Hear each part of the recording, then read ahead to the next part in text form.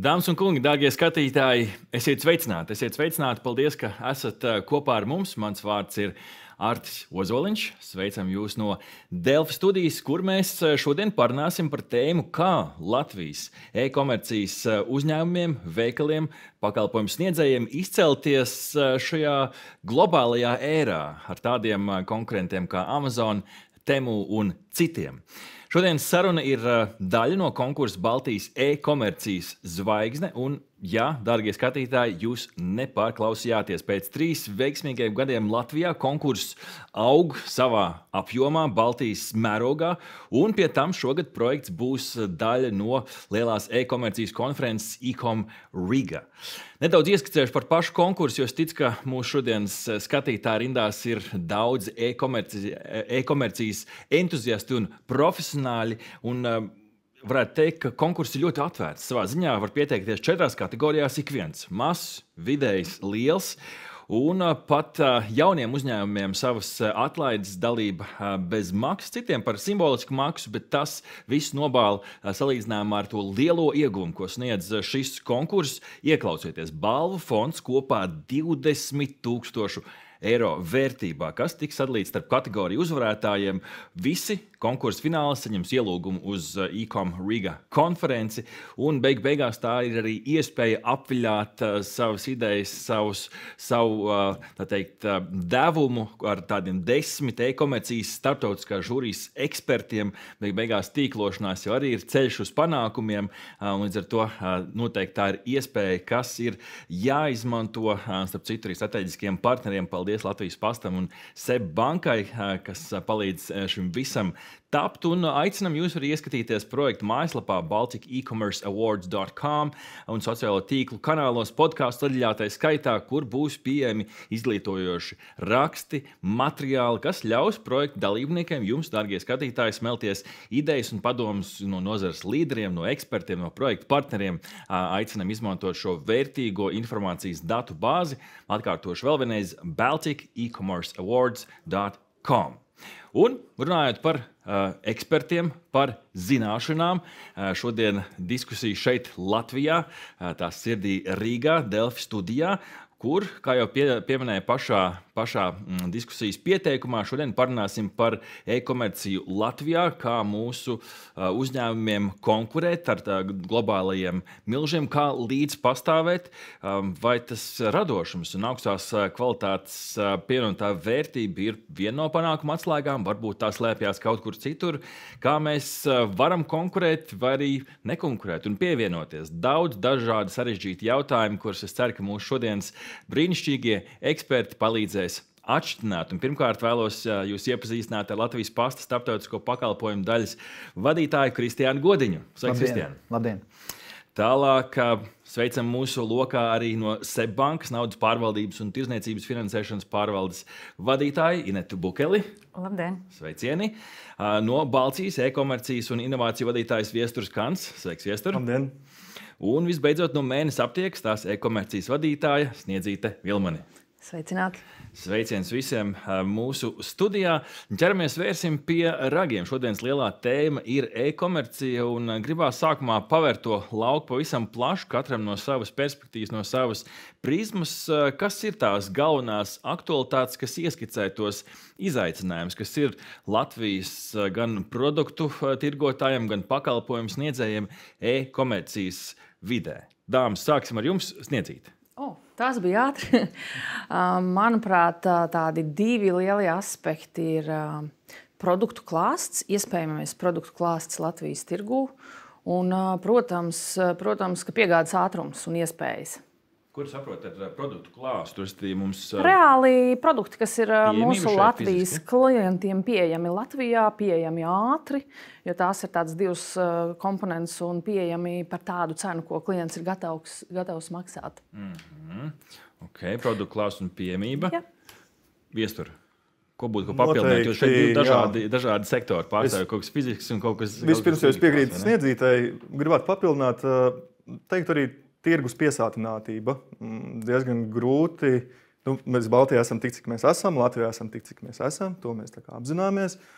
Un, skaidrs, ka ir jāsasniedz kaut kāda reklāmas atdeve digitālajā mārketingā, lai vispār kāds mūs atrastu, par mums ieinteresētos un varbūt kļūtu par lojālu pircēju, bet tirgus ir tik piesātināts, ka ir jāmeklē kaut kāda nišas risinājuma. Teiksim, arī mēs, kā Balcija, skaidrs, ka mēs nosadzām šīs klasiskās reklāmas, pasākumi, bet mēs mēģinām atrast vēl kaut kādas mazas nišas, kas šajā gadījumā būtu Facebook komunas, varbūt komunikācija, Pinterest, kas tās mazās neizmantotās lietas, kuras reizēm var izšaut un īstenībā ļoti labi konvertēties.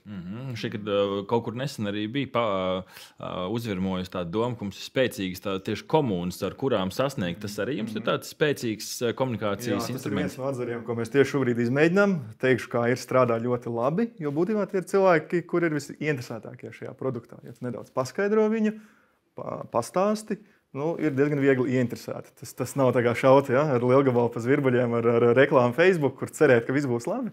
Tad tu tomēr zini, ka pretī ir cilvēks, kuram visticamāk vajadzēs šo produktu. Labi, tātad produktu klāsts, pieejamība, dažādi nišas risinājumi. Inete. Jā, manā skatījumā e-komercijas biznes ir ļoti dinamisks. Un pēdējo gadu laikā tiešām ļoti aug un attīstās, nāk jaunas tehnoloģijas, e-komercijā, nāk jauni maksājumu risinājumi, nāk jauni produkti tirgu. Un patiesībā uzņēmējiem ir jāspēj sekot līdzi šiem te jauninājumiem un jāspēj izvērtēt, ko tiešām ievies savā e-komercijā un kas nesīs pēc tam augļus, un kas ir tikai tāda ātri uzlicošā zvaigzne, kura pēc pāris mēnešiem iespējams norietēs, un patiesībā tā būs tāda liela naudas izmešana vējā, un tas nekādu ieguvumu e-komercijas biznesam nenesīs. Un tāds otrs ir, droši vien, ar ko var pieminēt, ir pircēji. Pircēju paradumi patiesībā ļoti mainās. Pircēji kļūst arvien izglītotāki un prasīgāki, un tas, kas strādāja vakar, šodien iespējams vairs nestrādās, un ja e-komercijas bizness nespēs pielāgoties šīm te pircēju vajadzībām, tad iespējams šis te e-komercijas bizness būs pakļauts riskam, beigt savu pastāvēšanu, ja tā var teikt. Ļoti labi. Mēs jau sākam ieskicēt sīkāk diskusijas plūdumu un tās tēmas. Kā ir ar piegādēm? Savā ziņā es neapskaužu. Jākonkurē tiešām tādā globālā līmenī, ātrumi, kvalitāte un tā tālāk. Kāds skats uz nozares attīstību? Īstenībā man ļoti patīk visi komentāri arī no studiju viesiem, jo tās visas ir ļoti būtiskas lietas, lai e-komercijas uzņēmums būtu veiksmīgs. Mums pastam, kas ir tā kā loģistikas kompānija, ir svarīgi, lai būtu šie e-komercijas uzņēmumi, lai būtu pieprasījums un interesi pēc tiem produktiem, kurus mēs arī vedam, piegādājam. Un loģistika ir ļoti, ļoti nozīmīga sadaļa tajā visā, jo viss balstās uz to, ka cilvēks attālināti, vienalga, kur viņš atrodas, viņam ir iespēja nopirkt viņam vēlamo vai interesējušo produktu vai preci. Un mūsu uzdevums pie šīs ļoti sīvās konkurences prasa to piegādāt maksimāli ātri, arī darbojoties ar starptautiskiem e-komercijas uzņēmumiem. Šobrīd dominē divas galvenās prasības. Tas ir ātrums piegādē, pēc iespējas īsāku laiku cilvēkam, lai būtu jāgaida no brīža, ka viņš ir noklikšķinājis un nopircis un apmaksājis to preci, līdz brīdim, ka viņš jau ir saņēmis. Un līdz ar to arī mainās ļoti daudz, kas mainās loģistikas principos. Par tiem nedaudz varbūt vēlāk ieskicēšu, bet tā ir viena lieta. Otra lieta, protams, ir arī izmaksas. Jo, ja mēs redzam, kā ir mainījušās cena par sūtījumu piegādi par pēdējiem 10-15 gadiem, tad tā cena ir ļoti būtiski gājusi uz leju. Konkurence un lielais arī savā ziņā loģistikas pakalpojumu piegādātāju klāsts arī šo cenu padara zemāku un pievilcīgāku. Tajā pašā laikā pātrina preces piegādi. Mēs dzīvojam laikā, kad gan e-komercijas uzņēmumi dzīvo ļoti lielas konkurences apstākļos. Klients ir ļoti prasīgs, mainās viņam noskaņojuma vajadzības intereses, parādās vajadzība pēc iespējams tāda savā ziņā produkta vēstnieka. Tajās komunās, tad es tam cilvēkam uzticos, tad tas produkts varētu būt labs un interesants. Ja? Tā kā te viss spēlē kopā, un ja izdodas to algoritmu salikt veiksmīgi, loģistika, platforma, arī ērta platforma, kur nopirkt, maksājuma risinājumi, kas ir vienkārši saprotami un ērti, reklāma, un tad brīdī tas stāsts arī var izdoties. Un tā ir vēl viens aspekts, ar ko es gribēju papildināt, klausoties, ir arī tas, ka vismaz mūsu pieredze liecina par to, ka klienti arvien biežāk sagaida lētāku piegādes maksu un vēlams vispār bez maksas. Un tad, domājot par biznesa modeli, tad e-komercijas veikali un piegādātāji, tieši loģistikas ziņā, ir spiest meklēt risinājumus. Un ne tikai risinājums spiesti būt, cik vien iespējams arī efektīvi. Arī Latvijas pastam tas ir lielais izaicinājums spēt pārskatīt procesus, lai atrastu iespējas kaut kur samazināt izmaksas un iekonomēt, lai varētu nodrošināt konkurētspējīgu cenu. Un, ja mēs redzam arī, ka šobrīd arī pasts ļoti rūpīgi iet cauri daudz saviem procesiem, gan attiecībā uz sūtījumu piegādēm Latvijā, gan arī starptautiski.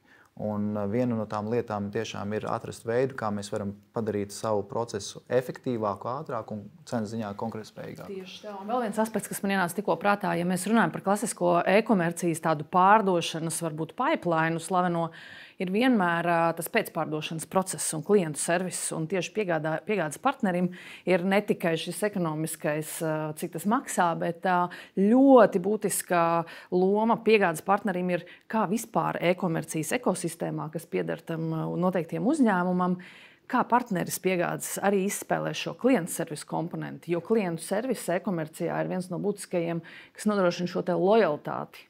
Jā. Nu, tāds uzticības zīmolam. Absolūti, jā. Jo tad, kad bieži vien klienti saskarās ar vajadzību atgriezt atpakaļ preci vai kaut kas ir noticis, iestājās klientu servisu gadījums. Un tad jau tieši piegādes partneris, piemēram, šajā gadījumā arī mēs sadarbojamies ar Latvijas pastu, reāli pirmais saskarsmes punkts var būt ar Latvijas pastu vai iespēju, piemēram, ar piegādes partneri atgriezt atpakaļ pakomātā. Un tur ir tā pirmā klienta saskarsme un pieredze klientu servisā. Tas nekas, ka tas nav e-komercijas veikals, tas ir mūsu partneris. Un klienti ļoti bieži to neatšķir. Klientu servis tā varētu būt tā pirmā atbilde uz mūsu šodienas diskusijas lielo jautājumu, kā konkurēt ar milžiem. Jo bieži vien varētu šis, ka tur sasniegt kaut ko, kas ir Ķīnā, ir te vai neiespējami. Bet tepat Latvijā tu vismaz zini, vai nu pastam piezvana vai pakalpojumu sniedzējiem. Tā noteikti ir pievienotā vērtība. Tā ir pievienotā vērtība. Tā ir arī savā ziņā lielāka varbūt uzticamība, ka tevis nopirkt to preci, ja kaut kas nepatiks, tu varēsi atgriezt, ka tev nepazudīs iespējams tā nauda, un arī to preci tu dabūsi ātrāk. Un vēl ir arī kvalitātes kritērijs. Jo savā ziņā pērkot attālināti e-platformās, it sevišķi produktu vai preci, kuru cilvēks iepriekš nav pircis, ir savā ziņā paļaušanās uz to bildi, attēlu, aprakstu, un nevienmēr trāpīsi. Un it sevišķi apģērbs, kas mēs redzam pēc popularitātes, ir top 3 prece apģērba apavi, pastāv tas jautājums, ka, ja nederēs, kā es atgriezīšu. Ja? Un tas ir svarīgs. Jā, noteikti klientu servis, es teiktu, pat tādā apdrošināšanas nozarē, es teiktu, tas pat ir atlīdzības izskatīšana, jo mēs pērkam ar acīm, pērkam pēc cenas. Konkurentu, es domāju, piedāvājumi ir gana līdzīgi, bet tāds tipiskākais gadījums, tāds touchpoints, kad cilvēks tiešām izvērtē, cik ātri var izskatīt viņa atlīdzību, ja kaut kas ir noticis, nokrita telefons, avārija, kaut kāds negadījums. Būtībā tas ir arī mūsu iekšējais klientu servis, jo mēs tirgojam digitālu produktu. Attiecīgi mēs nevarēsim vainot vai mūs nevainos par to, ka kaut kas nav nonācis nedēļas vai 2 nedēļu laikā. Bet mūsu interesēs ir maksimāli ātri izskatīt, maksimāli ātri apmaksāt, un tad mēs zināsim, ka jā, šim cilvēkam bija laba pieredze, visticamāk, ko mēs arī redzam, un visticamāk viņš balstoties šo pieredzi iegādāsies vēlreiz. Attiecīgi tas touchpoints pirmais, ja, šis saskarsmes punkts ir visticamāk cena, produkts, izglītošana par to, saprast, vai tas ir tas, kas viņam vajadzīgs, un tikai kaut kad pēc tam, pēc mēneša, pēc gada, vajadzības gadījumā, nākamais saskarsmes punkts būs, ja kaut kas notiks. Tā kā es teiktu, klientu servis tik tiešām noteikti ir šis atslēgas vārds, uz kuru vajadzētu tiekties e-komercijā. Un savā ziņā arī apdrošināšana kā savu risku mazināšanas pasākums, jo mēs redzam, ka arī kaut vai starptautiskos e-komercijas sūtījumos ir liela daļa sūtījumu tādu, kas ir salīdzinoši neliela vērtība, bet pamazām pakāpeniski cilvēki sāk izvēlēties, komplektēt tās preces, parādās lielāka iespēja izvēlēties, vairāk produktu, un tā summa, kopējā sūtījuma summa kļūst jau lielāka. Un te parādās interesi, kā apdrošināt to sūtījumu, ja, vai ir iespējams attiecīgi dabūt kompensāciju, ja kaut kas notiek. Un tajā brīdī jau spēlē jautājums arī par kvalitāti, ne tikai tā lētākā cena, kad es atradu, ka par 50 centiem var lētāk nosūtīt, saņemt to sūtījumu, bet arī uzticamība, tas ir tas klienta servis, kuram no loģistikas nodrošinātājiem uzticēsies tas klients. Ja? Un tas ir tas, kas ir svarīgi arī saglabāt to tonus arī Latvijas pastam un pārējiem loģistikas spēlētājiem, lai tas cilvēks būtu interesēts ar viņu turpināt sadarboties. Es domāju, ka tāda korelācija, ja tu pirmoreiz pamēģini, viss ir labi, viss ir izdevies, viss ir forši, visticamāk tos nākamais pirkuma grosis gluži vienkārši būs lielāks. Jo tu jau esi tā kā jau iegūst draugu. Es varbūt tās drusciņi atkāpšos atpakaļ, tikko pirms mirkļa kolēģis minēja par šīm te atgriešanām, un atkal teikšu, ka mēs nevaram Latvijas e-komercijas uzņēmumu paļauties, ka ja mēs esam Latvijā, tad mūsu klientiem preci būs vieglāk atgriezt. Patiesībā arī lielie globālie spēlētāji iet ļoti šim te uz priekšu un seko tās tendences. Mēs redzam, ka tad, kad mēs saņemam no globālā tirgotāja šo te paciņu, iekšā ir svītra kods ar iespēju atgriezt un pieeja pie pakomāta, noskanē un var arī atgriezt pēc tam šo te preci. Līdz ar to vienkārši paļauties uz to, ka mēs esam šeit uz vietas un tādēļ šim te pircējiem būs vieglāk ar mums sazināties, uz to gluži nevajag paļauties. Jāsaka arī par tādu iepirkšanos pieredzi ir patiesībā uzņēmumam ir jāsaprot visi posmi, un tie touchpointi saucamie, un ja viens no šiem te touchpointiem būs negatīvs, nestrādās labi, tas nozīmē arī pircējs automātiski būs neapmierināts un iespējams loģistika salaid kaut ko grīstē, bet zaudēs klientu kas? E-komercijas uzņēmums. Un varbūt es arī varu pastāstīt savu pieredzi, ja drīkst padalīties.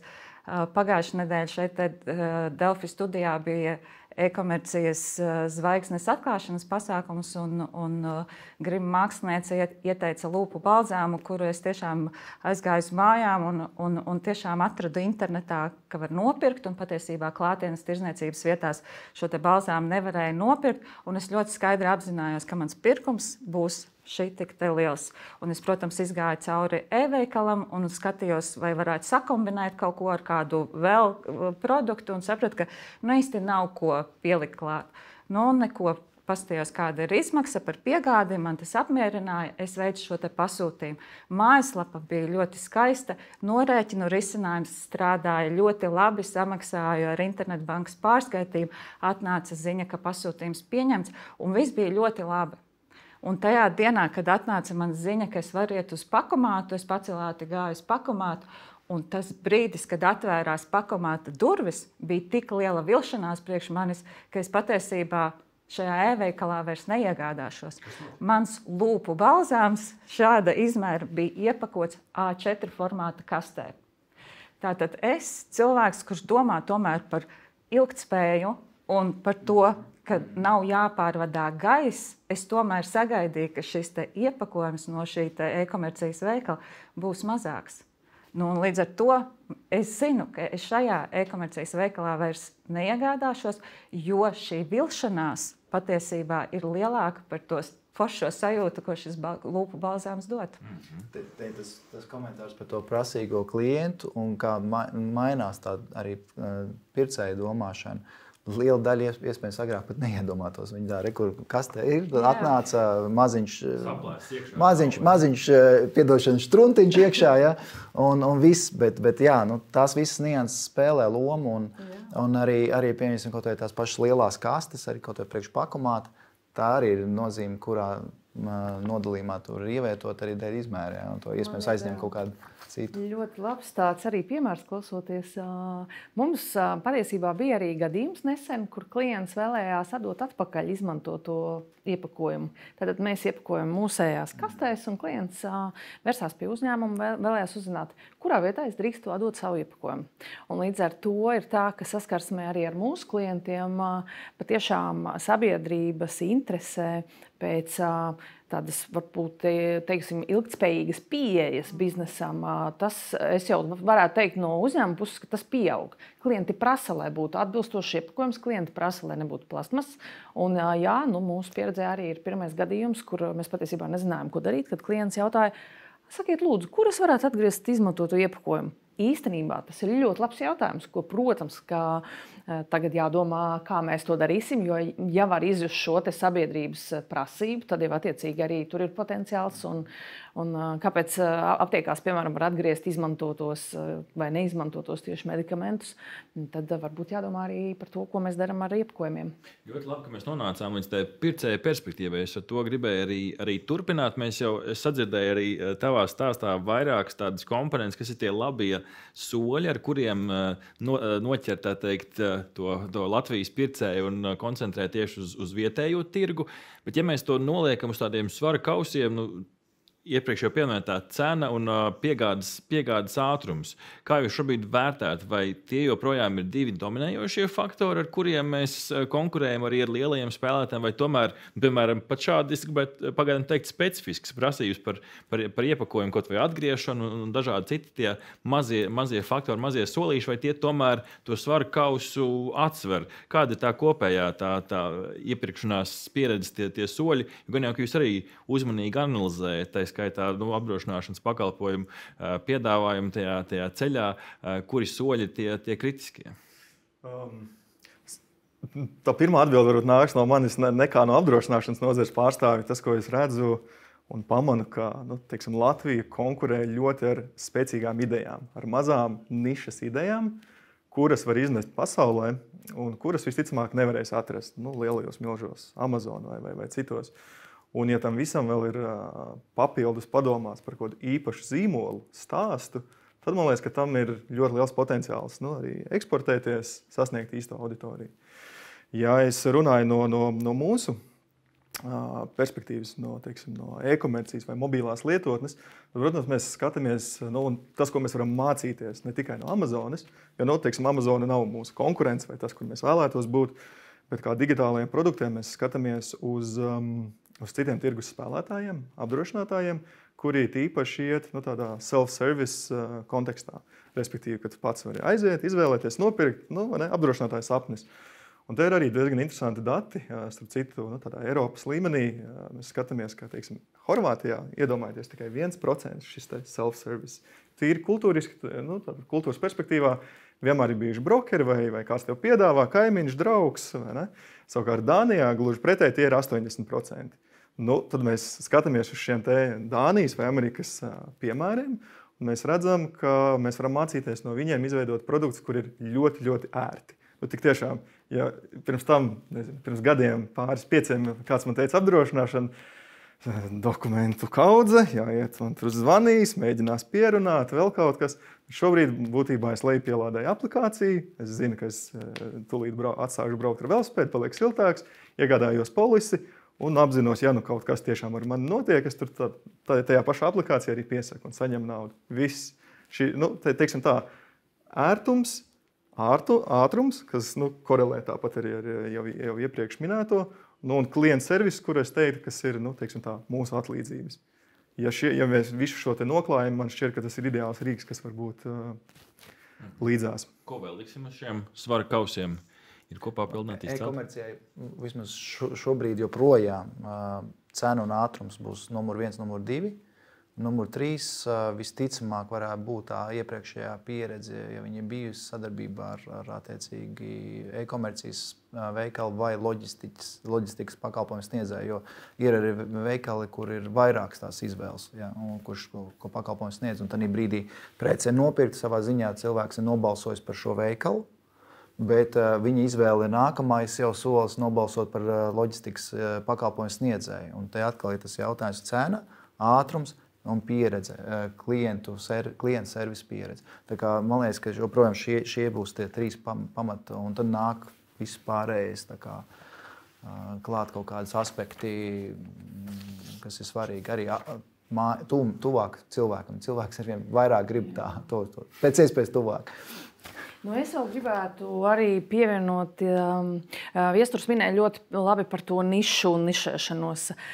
Mēnesis aptieka darbojās, var teikt, veselības aprūpes sfērā. Un te ir jāsaka, ka tas, kas Latvijas e-komercijai varbūt palīdz, tas ir arī, protams, kā likumiskais regulējums, normatīvie akti. Jo, ja mēs runājam par cilvēku veselību un to, kādus produktus tirgo e-mēnesis aptieka, tad, protams, mēs esam atbildīgi par saviem klientiem, par tiem produktiem, ko mēs pārdodam. Un, protams, ka likums nosaka to, kas ir jāreģistrē, kā ir jāreģistrē, kādi ir kvalitātes standarti. Un patiesībā mūsu klienti ir aizsargāti likuma priekšā. Un te jāsalīdzina nopirkt vienu un to pašu produktu, pārtikas piedevu, piemēram, vitamīnu vai minerālu vielu komplektu. Piemēram, e-mēnesis aptiekā, tad klients var ar to kaut ko iesākt. Bet, ja tiek iegādāts kaut kādas pārtiks piedevs kaut kur citur ārzemēs, tad klients ir neaizsargāts. Jo, protams, ka tad ir tālāk jāārstējās kaut kur. Un es gribu teikt to, ka, manuprāt, nišēšanās un ņemt arī vērā šo valstisko regulējumu, tā ir prioritāte noteikti. Plus arī, kā kolēģis teica, viennozīmīgi cenu un piegādes ātrums arī mūsu sfērā, tas ir super svarīgi. Ja klients izvēlās nopirkt, piemēram, bezrecepšu medikamentu online aptiekā, viņu acīm redzot vajag. Ātri vēlams. Un tā ir tā lieta. Un līdz ar to es varbūt no savas puses domājot par biznesa attīstību, vairāk domātu, kā vēl uzlabot šīs piegādes iespējas, kā izdarīt, lai varētu klientiem piegādāt vēl ātrāk, vēl labāk, vēl ar pievienotajām vērtībām. Jā, iemest vēl vienu aspektu šeit, gatavoties diskusijai, dabūju komentāru no Džūma. Citēji, mēs uzskatām, ka cenu un piegādes ātrums ir galvenais izvēles faktors klienta acīs. Taču ļoti svarīgi ir arī uzticēšanās.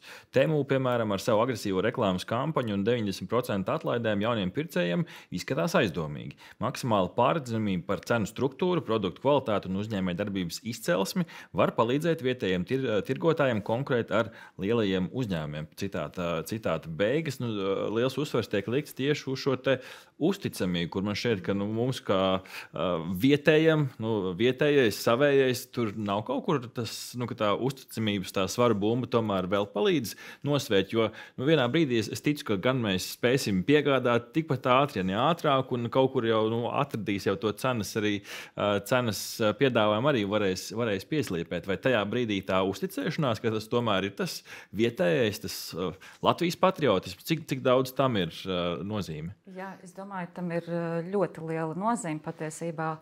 Un Latvijas iedzīvotāji pazīstot kādu vietējo brendu, protams, priekšroku dos šim brendam, tirdzniecības ķēdei un tā tālāk. Tātad šim pircējam jau ir bijusi pieredze, un šī pieredze ir bijusi veiksmīga, tāpēc arī internetā iepērkoties, pircējs primāri skatīsies uz vietējo tirgotāju.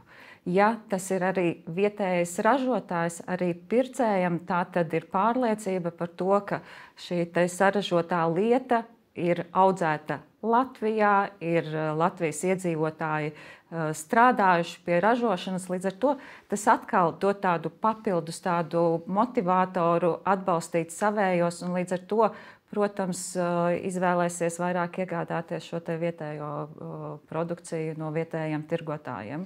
Un jāsaka arī tā iekšējā sajūta, ka tas uzņēmums tomēr ir salīdzinoši tuvu, ja tomēr vajadzēs sazināties ar šo uzņēmumu pēc tam, pat ja tur nevajadzēs sazināties, bet ja es zinu, ka uzņēmums atrodas Ogrē vai Salaspilī un tas ir salīdzinoši tepat, tas atkal man dod tādu drošības sajūtu, ka es varēšu pēc tam turpināt sarunu ar uzņēmumu, nevis būšu viena no miljonus pircējiem pie, globālā spēlētāja.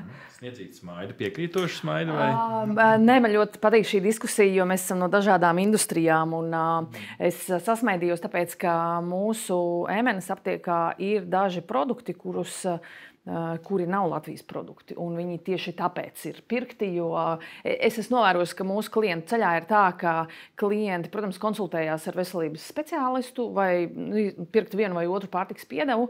Un nesaukšu vārdā, bet ir daži ļoti populāri zīmoli pārtikas piedevās, kuri nav Latvijas produkts. Un viņus tāpēc izvēlās. Jo ir šī starptautiskā reference, viņi ir saņēmuši vērtējumu atzinību un, protams, ir certificēti Latvijā un viss tur ir kārtībā, bet vienkārši par to klienta ceļu, ka klients izvēlas labāko sev. Bet tajā pašā laikā pircējs zina, kas ir mēnesis aptieka un izvēlēsies mēnesis aptieku tā vietā, lai iepirktu šo te pašu produkciju kādā citā vietā. Te tā, ka mēnesis aptieka ir radījis šo te pozitīvo iepirkšanās pieredzi iepriekš. Tam ļoti ticēt. Īstenībā tas tiešām spēlē to lomu, bet mēs dzīvojam tik globālā pasaulē, ka nevienmēr tas, kas tiek tirgots Latvijā, ir Latvijā ražots vai audzēts. Un, man liekas, ka vien vairāk cilvēki to saprot, un līdz ar to savā ziņā tas varbūt, ka tirgotāja atpazīstamība spēlē lomu, arī loģistikas risinājums spēlē lomu. Baltijas gadījumā mēs runājam bieži vien par piegādēm 1-2 dienu laikā, ko nevienmēr no Dienvidamerikas vai Ķīnas var izdarīt. Un līdz ar to tas arī var spēlēt lomu attiecībā par labu vienam vai otram e-komercijas veikalam, kur pērk to produktu. Bet nevienmēr tas būs Latvijas ražojums vai tas būs kā atslēga, bet priekš nišas, atkal veikaliem vai nišas produktiem tas gan spēlēs lomu, ka tieši gribējušies nopirkt Latvijas autentisku kaut kādu produktu ražojumu. Gluži mans komentārs. Es domāju, mēs visi zinām, vai mūsu paziņu lokā ir cilvēki, kas iegādājušies, piemēram, veļas mašīnu vai leduskapi no kāda zināmā e-komercijas uzņēmuma Latvijā. Un piegādes brīži paziņo, saņemsiet pēc 2 nedēļām. Tā pašā laikā no lielā milža Amazon, visticamāk, mēs to saņemam nedēļas laikā. Tad stāsts par to uzticēšanos it kā vietējiem uzņēmumam ir tāda, manā gadījumā nedaudz apšaubām. Kolosāla tēma. Tas nozīmē, ka ir pietiekami daudz veikalu. Mēs katrs arī varbūt saskārušies, jau esam arī kaut vai hobiju ziņā vai interesu ziņā, ka ir veikali, kas pozicionē, ka tas produkts ir, bet īstenībā viņam nav uz vietas. Un tādā brīdī, kad cilvēks ir to pasūtījumu veicis, tad tikai tā prece tiek meklēta rokās un bieži vien caur šiem pašiem milžiem, caur piegādes risinājumiem, kamēr atnāk, kamēr tiek nosūtīti, un tā tas laiks arī aiziet. Līdz ar to te arī svarīgi, lai tas e-komercijas veikals, viņš arī spētu godīgi pateikt, ka jā, un ko tagad pēdējā laikā sāk arvien vairāk likt iekšā ir informācija. Varam piegādāt, tur būs 3 dienu laikā, 2 dienu laikā, 5 dienu laikā. Ir uz vietas vai nav uz vietas, var pasūtīt. Ja? Un tā ir informācija, kas svarīga atkal godīgi pret klientu, lai viņš zina, viņš var rēķināties. Man liekas, ka daudz sliktāk viņš jutīsies, ka viņš ir pasūtījis, paiet nedēļa, viņam pasaka, ka nē, piedodiet, vēl nedaudz jāpagaida. Ja? Kas aiz tā slēpjas? Pārdevēji negodīgums vai vienkārši kaut kāda loģistikas ķēdes? Es domāju, ka tas ir vienkārši tas vārds uzticamība, par ko mēs runājam. Mēs varbūt iepriekš mazliet pieskārāmies, ka zīmolam ir nozīme. Bet e-komercijas kontekstā, manuprāt, uzticamība viņa tiek veidota visā lietotāja ceļā, sākot no tā, ka klients ieraug šo reklāmu vai cenu, līdz brīdim, kad viņš nonāk mājaslapā, kā viņš tur visu iepērkās darās. Katrā no šiem posmiem, arī kā kolēģi minēja, tas klients var nobrukt. Un ja ir viena veiksmīga pieredze, tad tā uzticamība veidojās. Jo es gribu ticēt tam, ja mēnesis aptiekā nespētu nodrošināt noteikti lietotāja ceļa izpildi visos posmos, nenāk tie klienti. Brands var būt pats par sevi, cik stiprs viņš vēlas būt, bet īstenībā iepirkšanās online ir personīga lieta. Pat ja tur pretī ir daudz dažādas tehnoloģijas un tehnoloģiju kolāža, tas vienmēr ir ļoti personīgi cilvēkam. Un tādā brīdī, lai būtu šī patiesā uzticamība, arī kā kolēģi runāja, nevajag likt veikalā preces un teikt, ka tūlīt būs, jo tā ir vilšanās par to leduskapi, tas piemērs. Jā, tad mēs nonākam pie produktu klāsta, par ko mēs runājam sākumā. Jo plašāks klāsts, jo teorētiski labāk. Bet tā pašā laikā mēs varam solīt to, kā mums nav, vai drīz būs. Vai arī vienkārši pateikt, ka šorumu piegādāt 14 dienās, vai 50. Lai cilvēki zina, jā. Tā dāvana tev būs, vai arī tev būs jādāvana solījums par jā, to, ka tāpēc, būs kastītē. Par e-komerciju runājot, plašākā tādā izpausmē varbūt parādīt cenu un pateikt, ka man ir, tas jau ir tikai sākums. Pēc tam ir jāizpild visi šie solījumi. Un vajag vienkārši apskatīties, vai mēs varam atļauties pateikt, kā ir. Un varbūt ir jātaisa savu preču, nezinu, tas kategoriju menedžments tādā veidā, ka ir dažas preces, kuras ir uzreiz un atbild kaut kādam impulsu un ātro vajadzību klāstam, un ir kaut kādas, kur klients tiešām var gaidīt. Mēs ļoti labi ieskicējām arī manu nākamo jautājumu tā dabiski, ka mēs skatījāmies diezgan ļoti uz to no tā pircēju skatu punktu, kas ir tie izaicinājumi no otras puses, no biznesa skatu punkta. Es ticu, ka daudz no tiem pieminētiem jau pārklājās, bet tīri, ja mēs skatāmies uz to lielo jautājumu, konkurēšana ar lielajiem spēlētājiem, kas ir no biznesa perspektīvas tie izaicinājumi, kur varbūt ir kādi labi risinājumi, kurš grib ieskicēt šo aspektu. Konkurēšana ar lielajiem no biznesa perspektīvas. Jā, man šķiet, ka mēs tam jau nedaudz pieskārāmies, protams, pie ērtuma, ātruma, cenas. Varbūt tāda lieta, ko mēs ņemam vērā strādājot Baltijas valstīs un Polijā. Mēs esam atšķirīgi, lai arī kā mēs domātu, ka Baltija ir ļoti vienota.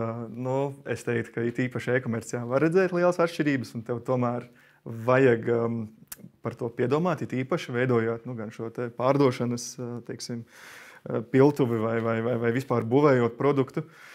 Gan arī Polija, kas nāk vēl kā mūsu gadījumā, kā atsevišķi spēlētājs ar vēl pilnīgi citu domu, pilnīgi citu mērķa auditoriju un kā tā uztver zīmolu. Jā, cena, ātrums, kultūras, teiksim tā, atšķirības. Un es teiktu, ka tas viena no tādām būtiskajām lietām ir, pārdodot digitālu produktu, tātad, polisi, apdrošināšanu, ir arī izskaidrot, ko tieši mēs pārdodam.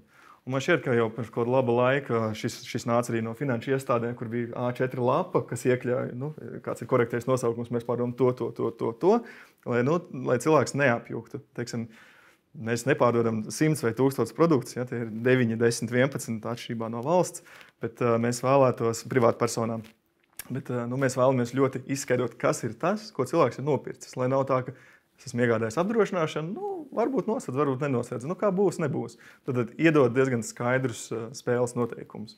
Tā teikt, tāda, kas visticamāk rosina arī uzticēšanos vēlāk. Inetes, par uzticēšanos un maksājumiem runājot, diezgan bieži mēs šādās lielās ārzemju platformās un tie maksājumu veidi, kā var samaksāt, viņi kā izpildāms ir, bet man šķiet, ka tīpaši šobrīd pēdējā laikā, kad ir aktualizējusies arī krāpniecības tēma, kur tu bieži vien savus datus riskē atdot kādai trešai pusē dažādos mistiskos ārzemju veikaliņos, vai šeit tā arī var būt viena no mūsu Latvijas priekšrocībām, ka sadarbībā ar bankām un maksājumu sistēmām, ka tas maksājuma solis ir tas, kurš tomēr, kurā brīdī tu apstājies kā pircējs un padomā, vai es tiešām gribu savus datus atdot.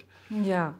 Runājot par maksājumu risinājumiem, droši vien jāmin to, ka pēdējo gadu laikā maksājuma sistēmas ir mainījušās, un Latvijas tirgu vai Baltijā ļoti izplatītais banklinks, kur kādreiz pircēji varēja samaksāt par preci caur savas bankas, internetbanku.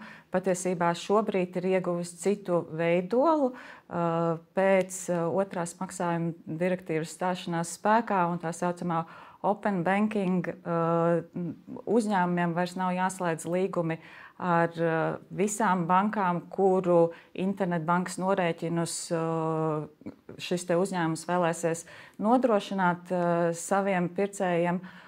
Šobrīd tātad uzņēmums slēdz līgumu ar vienu pakalpojumu slēdzēju. Pakalpojumu sniedzēja tā var būt banka vai arī kāds fintech uzņēmums, un šis te uzņēmums arī nodrošinās visu internetbanku norēķinus. Un jāsaka, ka uzņēmumiem tātad Baltijas tirgus, ar ko ir unikāls, ar to, ka šie te internetbanku norēķini vienmēr ir bijuši tādi ļoti populāri un ļoti iecienīti no pircēju skatu punkta. Un savukārt karšu maksājumus pie vietējiem e-veikaliem mūsu klienti patiesībā mazāk izmanto.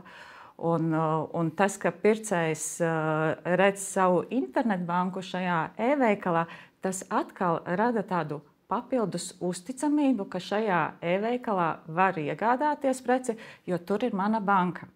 Līdzīgi arī patiesībā ir citās Eiropas valstīs, kur šie internetbanku norēķini tikai pēdējo tiešām gadu laikā ir kļuvuši populāri. Un, teiksim, Zviedrijas piemērs ar Swish, ja internetu veikalā nav Swish, tad visticamāk pircējs neiegādāsies, jo tā ir tāda kā uzticības un kvalitātes zīme. Tātad, ja Swish tur ir, tad es tur varu iegādāties. Nu, un precīzi es teikšu, ļoti līdzīgi arī ir Baltijā. Tātad, ja es kā pircējs redzu, ka ir iespēja norēķināties ar savas bankas internetbanku, tad attiecīgi šis e-veikals rada papildus uzticamību. Globālajā pasaulē, protams, būs drusku savādāk. Tur bieži vien skatās, vai ir PayPal iespēja norēķinam, jo tas savā ziņā dod iespēju, ja kaut kas nesanāks, pastāv iespēja to naudu atgūt, bet tas, protams, ir padārgs pakalpojums. Bet atkal, teiksim, mēs arī piedāvājam PayPal, bet to, ko mēs redzam, Baltijā ar PayPal nenorēķinās. Tā tad ir kašu maksājumi un internetbanku maksājumi ļoti populāri. Baltijā noteikti, un tāpēc tas savā ziņā arī tas ir tas uzticamības jautājums, kad ir pazīstams attiecīgi pakalpojums sniedzējs, finanšu pakalpojums sniedzējs, un ja pašam ir vai nu Sebbanka vai kāds cits, tad arī ir zināms, kas tas ir. Starptautiskajā vidē tas ir savādāk, un tādā brīdī pat reizēm tiešām skatās cilvēki, lai būtu tas PayPal, kas pat ir kaut kāda ekstra izmaksa attiecībā uz vai nu valūtas konvertācijām vai tā tālāk, bet drusku arī garantija, ja gadījumā kaut kas tur nesanāks, tad pastāv iespēja naudu atgūt. Jā. Un ir bijuši praksē tādi gadījumi, pašam es esmu saskāries tādiem gadījumiem, kad nācies to pakalpojumu izmantot. Bet par to konkurēšanu ar lieliem e-komercijas spēlētājiem, varbūt divas lietas, kas ir, man liekas, pozitīvas, kad ir tāda liela globāla spēlētāja. Tas vairāk attiecās pirmkārt uz cilvēku paradumiem. Cilvēki vairāk sāk uzticēties un pierast pirkt attālināti preces. Jo viņi redz, ka tas piemērs jau ir pietiekami plašs, globāls, salīdzinoši vienkārši. Otra lieta, visi lielie globālie spēlētāji prasa daudz un efektīvs loģistikas risinājums. Tātad ir iespējas nodrošināt sūtījumu piegādes daudz kur, pa visu pasauli. Daudz ātrāk nekā tas bija iespējams agrāk un par izdevīgākām cenām. Tas atkal ir pluss arī mūsu reģionā strādājušiem uzņēmumiem, kam pavērās lielākas iespējas produktu nosūtīšanai ārpus Latvijas, ārpus Baltijas, ārpus pat Eiropas. Par tiem sarežģītiem momentiem konkurēt, protams, mums jāsaprot, ka mēs šajā gadījumā runājam par pilnīgi citiem apjomiem, kādus spēj piedāvāt lielie e-komercijas spēlētāji. Reizēm arī tas neatsaucās uzreiz uz produktu kvalitāti. Iespējams, ka cilvēks arī nopērk kaut ko, pēc tam aiziet uz Latvijas veikalu un nopērk Latvijas veikalā to produktu, bet jo viņam tā kvalitāte neapmierināja, ko viņš nopircis internetā. Bet kā varētu konkurēt, un tas ir tas nišas produktu, unikāli produkti, kas nav iespējami nevienā no tām platformām, kas ir starptautiskās e-komercijas lielās platformas.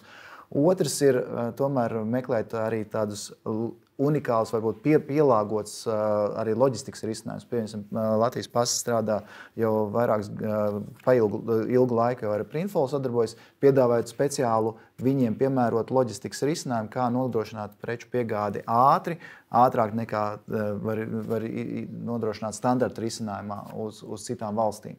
Un līdzīgi arī gan Latvijas Pasta, gan es arī ticu, arī citi loģistikas spēlētāji ir gatavi piedāvāt šos individuālos, fleksibilos risinājumus, ko lielās platformās neviens necentīsies tur speciāli kādam uzņēmumam, kas grib tirgot platformā savus produktus, meklēt viņam kaut kādu unikālu pieeju loģistikai. Tā kā šeit ir gan plusi, gan kādas iespējas, kā varētu mēģināt konkurēt. Un, mums nevajag varbūt arī automātiski uzreiz skaitīt tos apjomus un salīdzināt tos apjomus. Mēs to nevaram izdarīt, jo lielie e-komercijas spēlētāji šobrīd pārvadā ļoti liels apjoms. Runājot par apjomiem, par tirgu, par pircēju skaitu, iespējams, ir daudz arī e-komercijas uzņēmumu pārstāvju šobrīd arī mūsu auditorijā, kur saka, Arti, kāpēc tu tik ļoti koncentrējies uz to Latvijas tirgu?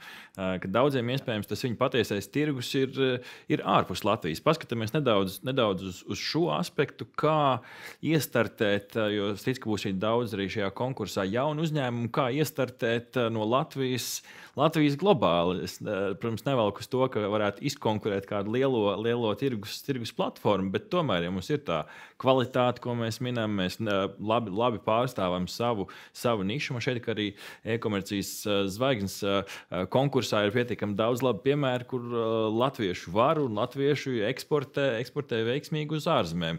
Kā ir šis aspekts, ar ko būtu vērts sākt un kā vispār izvērtēt, kuros tirgos e-komercijas uzņēmumu startēt? Varbūt es nedaudz iesākšu.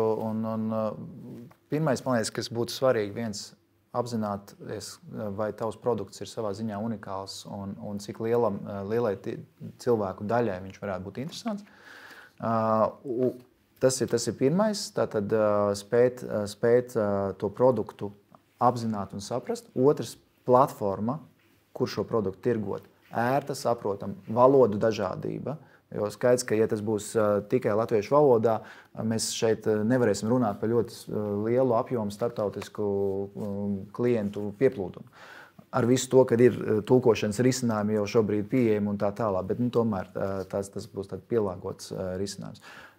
Un trešais ir tie loģistikas risinājumi, kā palīdzēt tam produktam nonākt līdz tam pircējam, vai tas būtu Spānijā, vai tas būtu Amerikā, vai tas būtu Ķīnā vai kaut kur citur.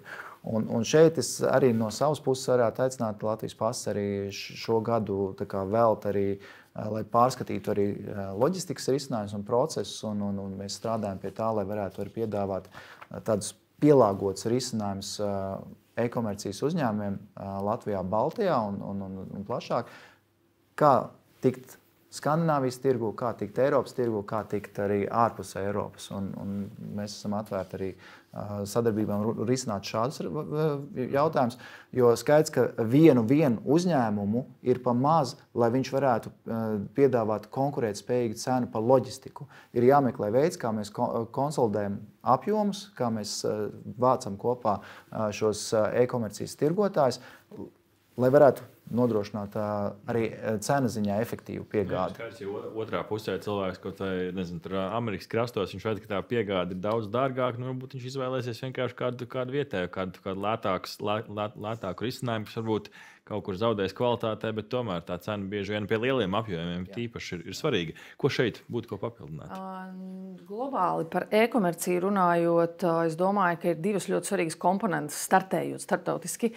Es raugos uz šiem lieliem spēlētājiem, kas ir gan eBay, gan Etsy, gan jebkurš cits. Viņi ir īstenībā kanāli, kas ir kā iespējamie pilotu kanāli, jo kā jau ikvienu digitālo projektu, arī e-komercija tāds ir.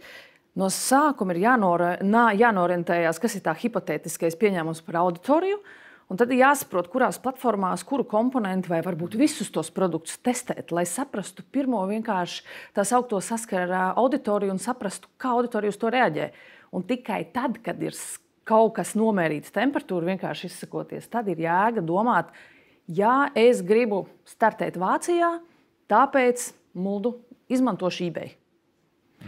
Es vēlos startēt Kanādā, tāpēc būs Etsy vai kaut kas cits.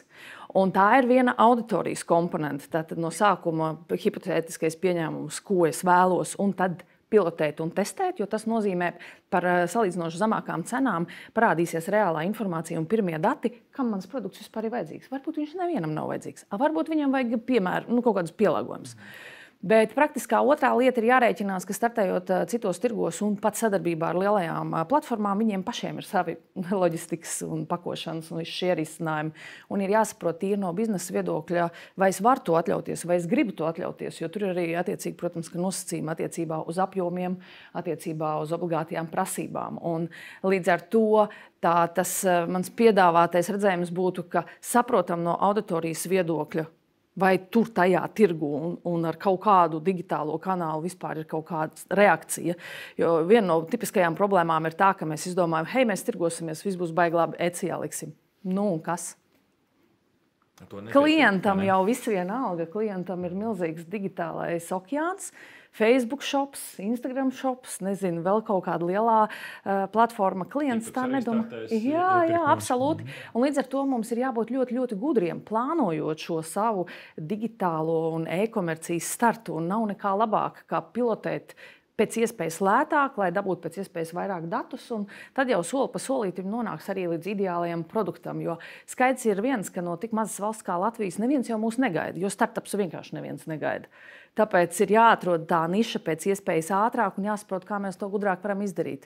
Un tad es teiktu, no sākuma pilotējam un dati, un tad saprotam no biznesa puses, jo tas viss maksā. Vai ne? Ja mums ir mūsu produkts, sāksim ar ražošanu. Tad tālāk aizgādāšana, piemēram, uz to pašu Vāciju. Tad visi tie noteikumi, ko lielās platformas īstenībā piestāda, vai mēs esam gatavi tam? Ja?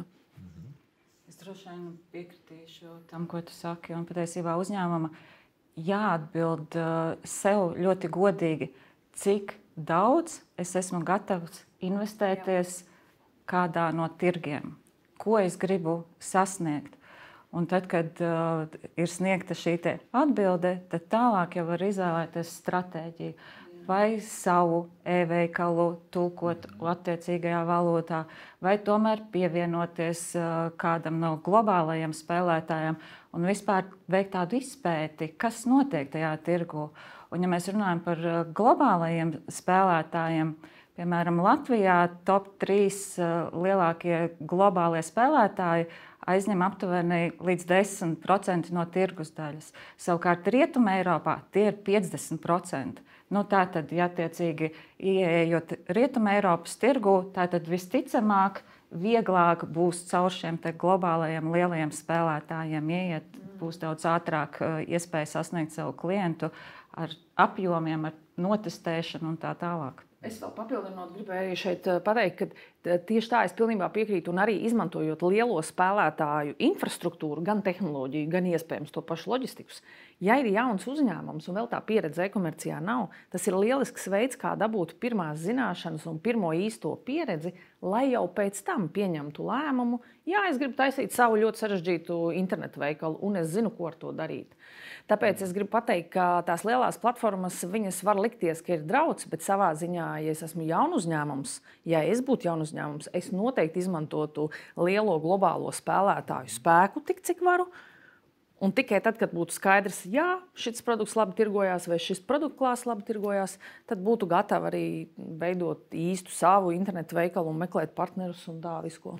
Viestur, man šķiet, ka tu vienā no atbildēm labi ieskicēji tieši to arī kultūru atšķirību un iestartēšanu. Arī jūs esat vairākās valstīs un jau ieskicēji, ka tomēr viss arī šeit Baltijā nav tik vienādi, cik tam ir liela nozīme, jo es minēšu, bet es neesmu e-komercijas eksperts, bet vienkārši pārtulkot lapu 1-1 un startēt, piemēram, kaut kur Āfrikas tirgū, un tas laikam neies krastā, jo tomēr tās kultūras atšķirības ir pārāk lielas.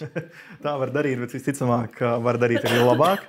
Bet papildinot iepriekšējo diskusiju, man šķiet, ka, lai tas neizklausītos ļoti sarežģīti, visi, kas šobrīd skatās vai klausās, ja, tur tirgus izpēte, mēģināt Etsy, Facebook, ar ko nu lai es daru ar savu ideju.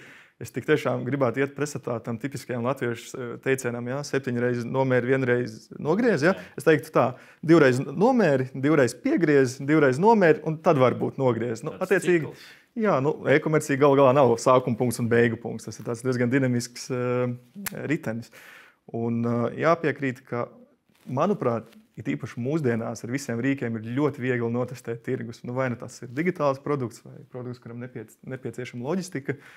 Gluži vienkārši pat uztaisot stāstu par savu produktu, ja tas ir gan unikāls, un ja tas neiet uzreiz lielajos, ja, Amazon vai citur, tu jau būtībā redzi, no kurienes cilvēki interesējās, vai viņi jau iespējams no sociālajiem tīkliem sāk interesēties, hei, šis man varētu noderēt.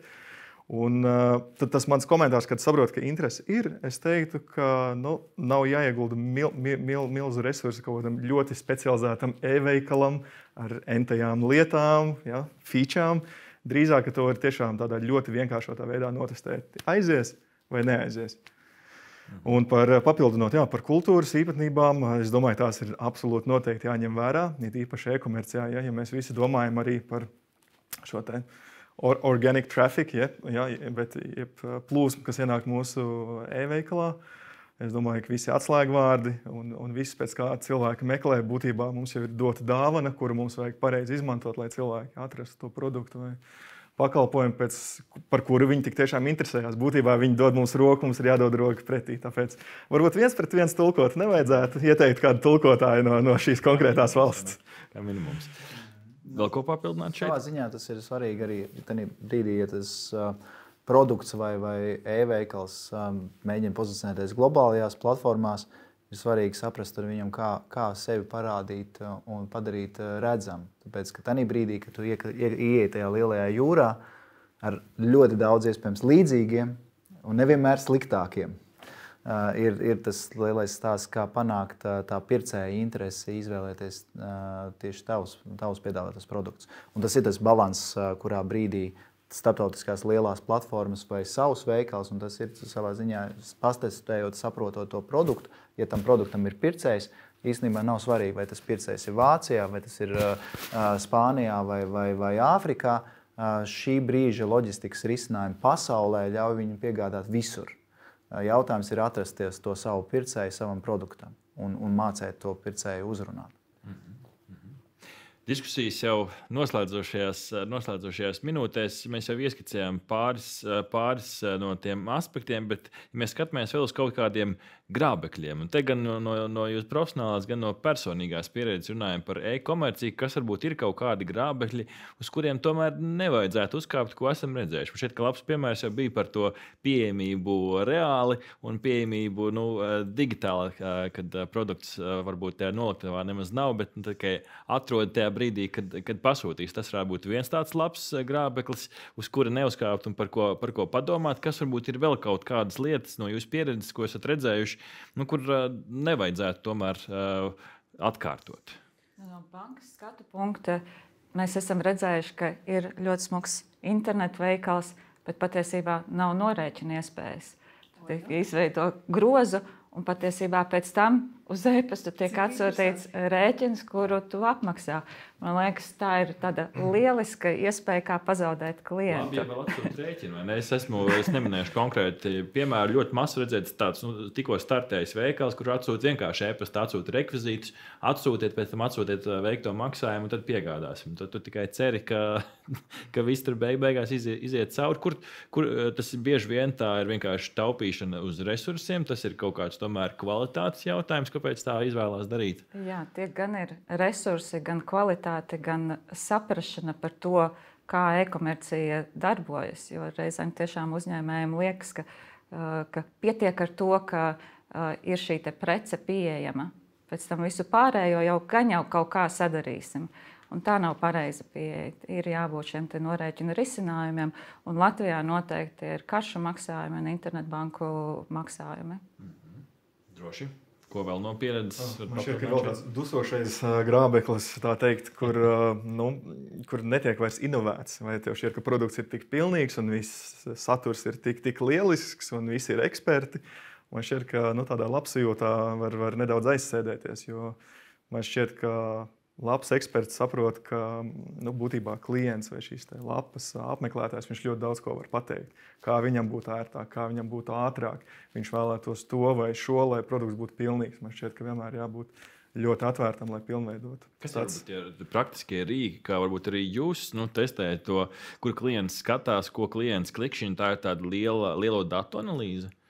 To var saukt par lielo datu analīzi, bet šie instrumenti ir gana vienkārši. Mēs droši vien nozarē zinām Hotjar, piemēram, kur var izmantot kā piemēru pēc konkrēta iepirkšanās soļa. Mēs pajautājam, vai tev patika, vai tu zināji par to, kas tev neapmierināja. Un būtībā šī atgriezniskā saite sniedz ļoti daudz, lai kaut ko pilnveidot.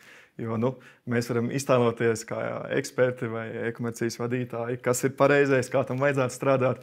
Būšu godīgs, es ļoti bieži nonāku pretrunās, kad klients saka, nē, vajadzētu šādi.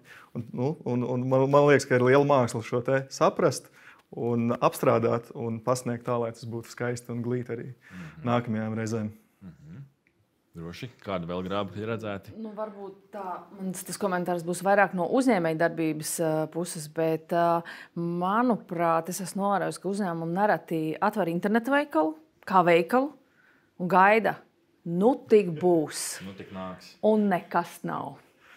Un tas grābeklis ir tajā, ka man šķiet, ka mums kā vispār Latvijai un tirgotājiem vai e-komercijā esošiem ir jādomā, ka lietotājs jau nav tikai vienā kanālā. Tā ir dinamiska lietotāja dzīve vienas dienas garumā, 24/7 ļoti bieži. Un viņš ir gan Facebookā, vai citā sociālā kanālā, viņš ir YouTube, viņš ir Google. Un veidojot savu e-komercijas šo biznesa vertikāli, ir jādomā, ka mājaslapa vai e-veikals nav vientuļa sala. Tā ir daļa no ekosistēmas. Un es teiktu, man ļoti pietrūkst tāda ekosistēmā bāzēta domāšana, ka mēs domājam līdzi, ka jā, viesturs tur aiziet kaut kur Facebookā, Instagramā, viņš ir arī Google, varbūt viņš vēl kaut kādā WhatsApp grupā ir, ja?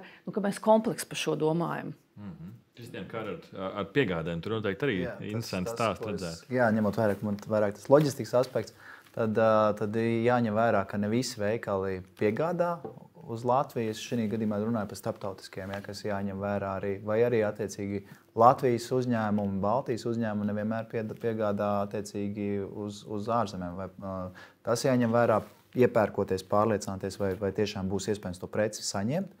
Otrs arī cena par piegādēm, jo reizēm ir tā, ka uzņēmums koncentrējas uz kaut kādu noteiktu tirgu, kas viņam ir svarīgs, viņam ir ļoti labs loģistikas risinājums, bet viņam, piemēram, nav loģistikas risinājumi vispār vai salīdzinoši dārgi un neizdevīgi risinājumi uz citām valstīm. Tā kā tam noteikti vajadzētu pasakot līdzi, lai nesanāk nepatīkam sajūta, ka par preci samaksā vienu summu, gan arī tikpat arī par loģistiku. Jā.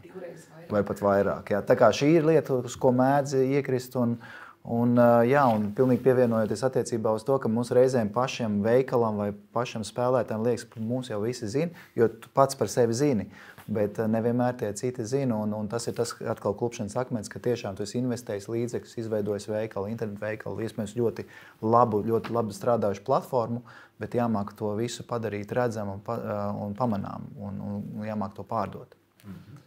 Un tad kopsavilkot šodienas sarunu, atbildes lielu jautājumu, kā tad spīdēt uz tās globālās skatuves. Es veicu visu ļoti centīgi, visas diskusijas garumā dažādus pierakstus, varbūt tas galvenais, un tad skatāmies, varbūt vēl ko gribās no tā visa izcelt un uzsvērt. Skaidrs, ka cena un piegādes ātrums tie vienmēr būs svarīgi aspekti, bet nebēdājiet, jo ir vēl faktori, kurus mēs arī izcēlām. Tas skaitā ir atrast to savu labo, spēcīgo nišas piedāvājumu.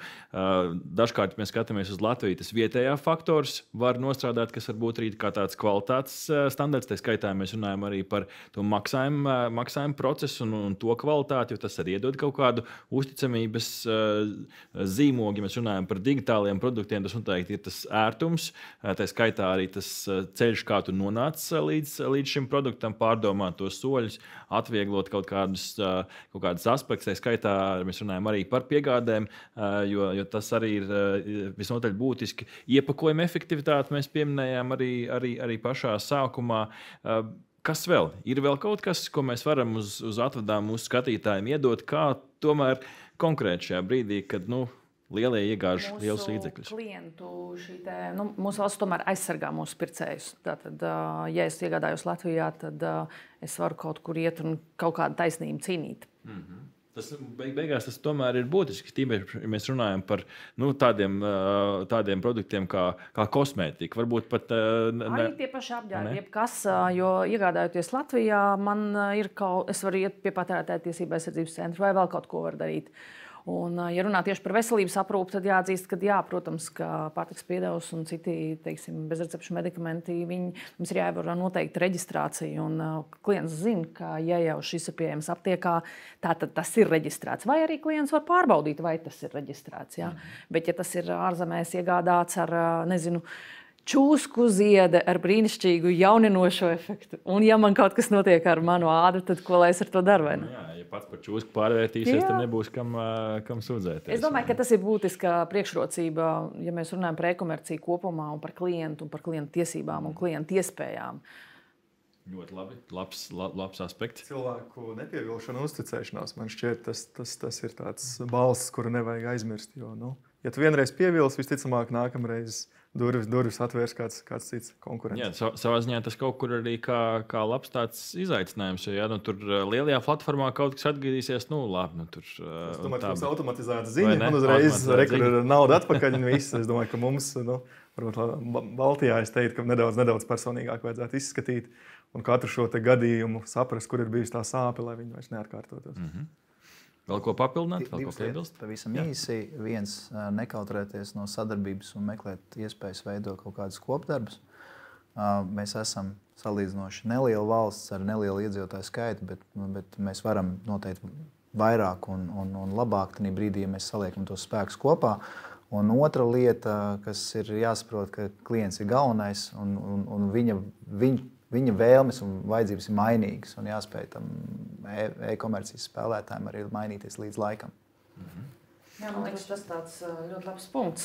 Lai nav tā, ka mēs pārdodam, bet drīzāk mēs uzzinām, ko klientam vajag un sajūtam un esam elpojam ar viņu un tad piedāvājam to, ko viņam vajag.